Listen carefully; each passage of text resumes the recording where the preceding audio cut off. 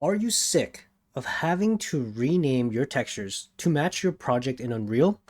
I'm going to show you how to make custom exporting presets so that way it matches your project so that you save time from having to constantly rename your textures.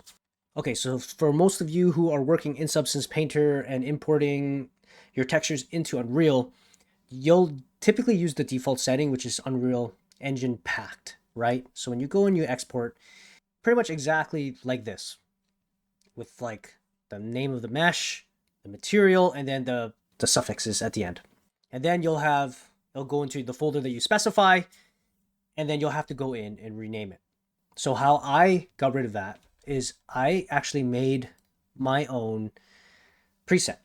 So what I did was I duplicated the Unreal Engine packed version. I called it modified. And I removed, I believe it was like mesh.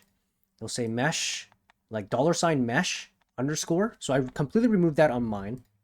So that made it one less thing for me to have to delete every single time that the texture came out.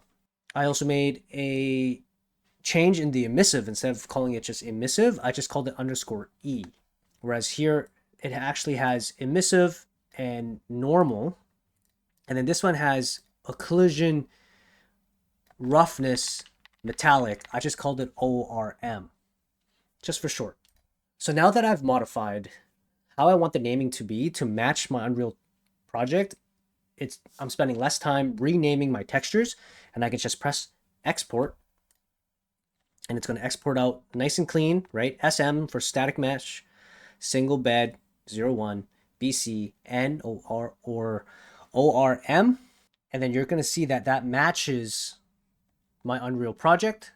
And here's my Unreal project, and you can see at the very bottom here, right? SM single bed 01 BC underscore N underscore ORM, and then it'll just re-import automatically every single time I press that export button without me having to bother renaming things. Hopefully that helps. See you all again next time.